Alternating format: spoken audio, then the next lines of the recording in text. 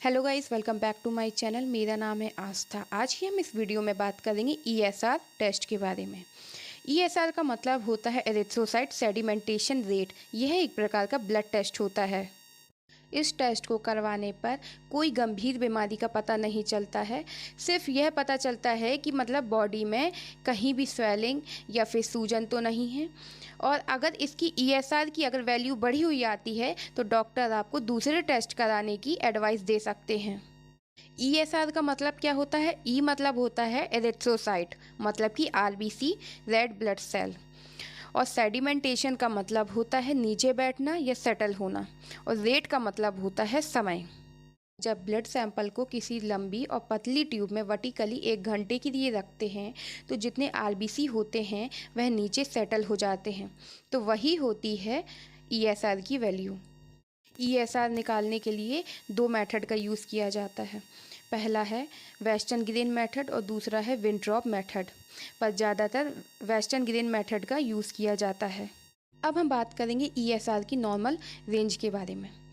बात करें हम मेल की, जो कि 50 साल से नीचे है, तो उसका जो नॉर्मल रेंज होएगा 0 से लेकर 15 mm पर आवर होगा। और अगर फीमेल है जो कि 50 साल से नीचे है तो उसकी नॉर्मल रेंज होएगी 0 से लेकर 20 mm पर आवर। अब अगर मेल 50 से ज़्यादा है, मतलब कि 50 साल से ज़्यादा उम्र है, तो उसकी जो नॉर्मल रेंज होएगी 0 से लेकर 20 mm पर आवर होएगी। और अगर फीमेल है जो कि 50 साल से ज़्यादा है तो उसकी जो नॉर्मल रेंज होएगी 0 से लेकर 30 mm पर आवर। किसी की ईएसआर की वैल्यू लो है, मतलब कि नॉर्मल रेंज से कम है, तो कौन कौन सी कंडीशन में लो हो सकती है ईएसआर की वैल्यू? सिकल सेल एनीमिया में, या फिर ल्यूकोसाइटोसिस में, या कॉन्जेस्टिव हार्ट फेलियर में, या फिर पॉलीसाइथेमिया में। इसमें क्या होगा? लो रहेगी ईएसआर की वैल्यू। अब हम बात करेंगे अगर किसी की ईएसआर की वैल्यू हाई है नॉर्मल रेंज से तो कौन कौन सी बीमारी हो सकती है। मैक्रोसाइटिक एनीमिया हो सकता है, या मल्टीपल माइलोमा हो सकता है, या ओल्ड एज के कारण भी ईएसआर की जो वैल्यू है बढ़ी हुई आ सकती है, या लिम्फोमा हो सकता है। और बात करें जैसे इन्फेक्शन की, तो बोन इन्फेक्शन हो सकता है, तो उसमें भी ईएसआर की जो वैल्यू है बढ़ी हुई आएगी। स्किन इन्फेक्शन हो सकता है, हार्ट इन्फेक्शन हो सकता है, या टीबी की बीमारी हो सकती है, तो उसमें भी ईएसआर की वैल्यू है बढ़ी हुई आएगी, या आर्थराइटिस हो सकता है।